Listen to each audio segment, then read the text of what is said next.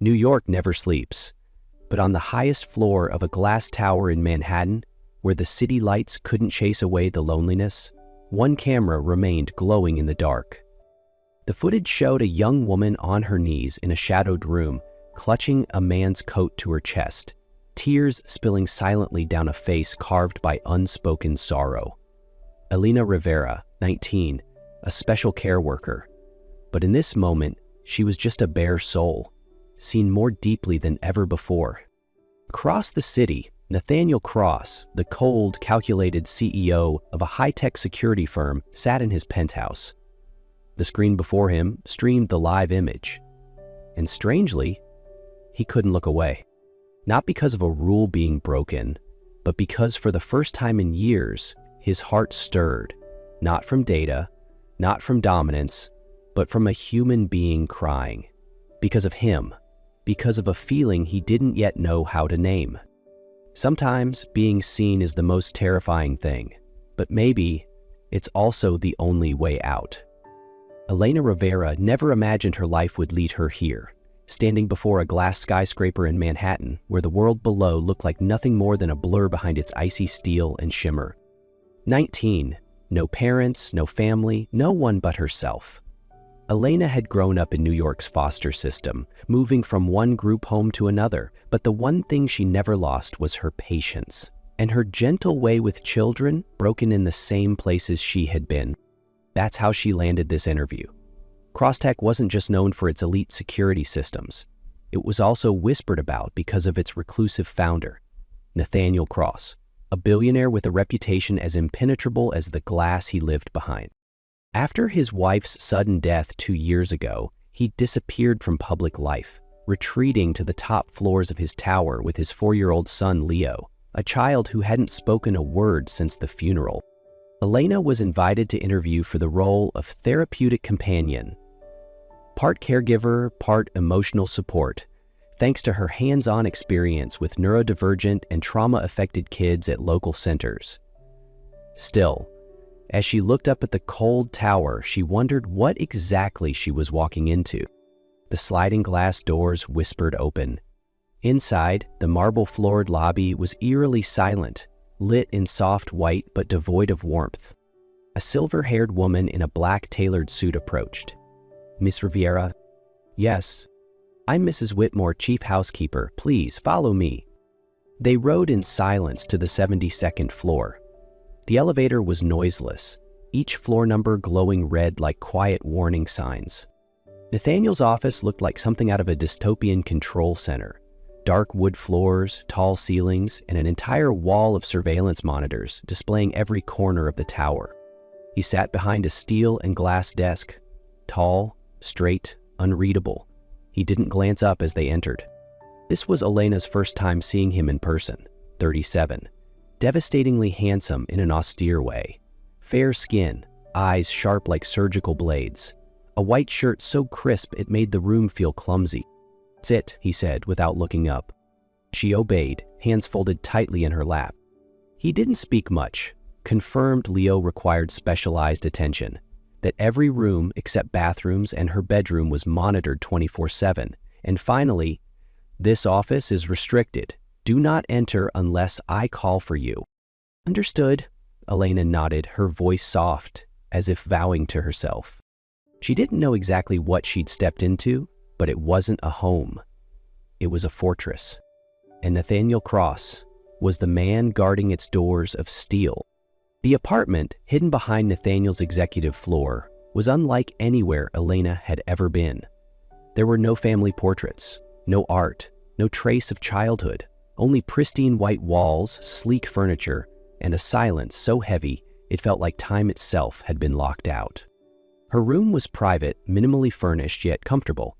It sat just down the hall from Leo's, the boy she hadn't met but whose name felt heavy in the files she'd read, described as low reactivity, nonverbal, emotionally unresponsive. Elena set her bag down and stepped into the corridor. From the ceiling, a small camera turned slowly toward her. A red light blinked. A gaze, a warning. This house saw everything, heard everything, remembered everything. She began her duties in silence, The staff were few, polite but distant, avoiding her eyes more often than not. She wondered if they all lived under the same invisible fear. She quickly adjusted to the rigid routines and strict rules. Leo, the 4-year-old she'd been hired to care for, hardly spoke a word. But he watched, always watched her, with wide, dark brown eyes that seemed to search her soul. Elena did everything to make him feel safe, told stories, built towers of blocks, hummed lullabies at bedtime. But at night, when the silence settled over the house like fog, it was she who needed comfort the most. One evening, after putting Leo to sleep, Elena meant to return to her room. Instead, she stopped in front of Nathaniel's office. Strangely, the door was unlocked. Her heartbeat quickened as she stepped inside. She didn't turn on the lights. The surveillance monitors still glowed a soft blue. The room looked different in the dark, less intimidating, almost intimate. On the chair lay his coat. She picked it up, pressing it to her chest in an unconscious gesture. Tears came without warning. No sobs, just quiet drops of exhaustion, of pain, of something unnamed she'd been trying so hard not to feel. "Why are you like this?" she whispered, barely audible. "So cold. It hurts." In the upper corner of the room, a camera rotated slightly. A red light blinked, steady like a mechanical heartbeat. Elena had no idea she was being seen again when the image appeared on his screen. Elena clutching his coat, her slender shoulders trembling in the dark. Nathaniel didn't just see a girl crying. He saw himself. He remembered the night he got the call about his wife. The apartment had been silent, wind scraping against the tall windows. He'd stood there for hours, no tears, no sound, but inside, everything collapsed. And now, in front of him, was a soul-breaking, quietly, without demand, without drama, just the simple act of hurting. Elena didn't know she was being watched. It wasn't a performance, it was raw truth. And perhaps that's what hurt the most. Nathaniel was used to seeing people through lenses, behavior, reaction, data. But Elena, she couldn't be quantified. She made him feel again. And feeling was something he'd buried long ago. In that moment, he knew if he kept watching, he wouldn't be able to look away. After that night, no one said a word, no one asked, but everything changed. Nathaniel began showing up in the mornings, in the kitchen.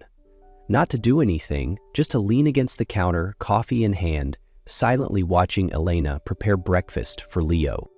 When she asked, "Do you usually eat breakfast at home?" he replied, "Never, but maybe I should start." That sentence made her drop the spoon. He bent down at the same time to pick it up. Their hands touched. Just a brush, but it was enough for a current to rush down her spine. Leo, who had been silent for months, entered the kitchen moments later. "Daddy," a fragile voice whispered. Elena turned, her breath catching. Nathaniel froze. Then, with effort, he knelt. "Good morning, champ." For the first time, his voice carried warmth. Not cold, not calculated. From then on, he passed by the playroom more often when Elena was there. Always accidental, always just passing. But his eyes lingered longer than necessary. She could feel it. One afternoon, she was reading a story to Leo. And then, the prince turned into a statue of ice, his heart frozen so deeply that no one could reach it. She didn't know Nathaniel was standing in the doorway, listening, and his eyes were no longer stone. He thought back to that night, Elena clutching his coat, whispering his name like a prayer. It wasn't just a moment of emotion, it was a message, a faint signal from a forgotten heart. And for Nathaniel, who lived in a world of control and logic, it was the first rupture. A silent shift, but strong enough to fracture the frost that had gripped his chest for years. That seemingly harmless silence shattered on a gray afternoon. Elena had just put Leo down for his nap when Mrs. Whitmore summoned her to the 72nd floor. No explanation, only, "Mr. Cross needs to see you, urgently." She stepped into the surveillance control room, the hub of every camera in the building. Nathaniel stood with his back to her. the glow of the monitors casting his silhouette against the wall. "Do you know what I just watched?" His voice was low, not cold. This time, it sounded wounded. Alina shook her head, hands trembling. He pressed a button. A video played, her in his office, kneeling on the floor, clutching his coat, whispering his name. That raw, private moment now flickered across a screen like an indictment. Her face drained of color. I didn't know there was a camera in there." "Exactly. That's the only room not recorded, but that night the backup system activated due to irregular movement. A security staffer saved the footage, and..." He looked at her not like a CEO evaluating an employee, but like a man seeing the pain of a woman in its purest form. "It was leaked." Elena sank into the chair as if her bones could no longer hold the weight of shame. Her pulse thundered, each beat louder than the last. In her mind, the whispers from the kitchen became roars, cruel echoes clawing at the corners of her self-worth. She knelt over his coat like a lovesick girl from a bad novel. She'd tried to ignore it, but now it was undeniable. "So?" she managed to ask, voice shaking. "Are you firing me?" Nathaniel didn't answer. Instead, he turned to the control panel and hit the building-wide intercom. "All staff, main hall, now." 10 minutes later, Elena stood to the side, surrounded by eyes. Some curious, some mocking, others pitying. Nathaniel entered, his gaze swept across the room, landing on a man near the back, the guard, Louis. "You leaked that footage?" The man began sweating. I thought it was just a bit of fun." "You're fired, immediately." Silence, absent. Nathaniel turned to the rest. "Let me be clear. Ms. Elena Rivera is not just a caregiver. She is someone I trust, someone I love." The words dropped like thunder. Elena stared at him. Everyone else lowered their eyes. Nathaniel's public declaration cast a protective shield over Elena. In that moment, she was defended, seen, named, acknowledged, not just as a caregiver, but as someone he loved. And that, paradoxically, was what frightened her the most. Elena wasn't used to being at the center. All her life, she'd stood back, made space for the chosen ones. Prettier girls, louder voices, easier names. She'd learned how to live quietly, work hard, expect nothing. So when Nathaniel declared his love in front of dozens of people, it didn't instantly bring her joy. It brought panic. The fear that she wouldn't be enough to hold on to something so fragile. The fear that everyone else was right. This was just a phase. A moment of emotional impulse from a man who had been alone for too long. That fear didn't scream. It seeped in. At Crosstech's annual charity gala, Elena arrived at Nathaniel's side. His hand rested lightly on her back as he introduced her to board members, his expression full of pride. The more people congratulated her, the heavier her chest became. The grand ballroom, glittering gowns, the clink of crystal and murmurs of wealth. It all felt like a world she'd been allowed to borrow for a night. She passed a trio of women with curled blonde hair and diamond earrings. Who even is she? New girlfriend?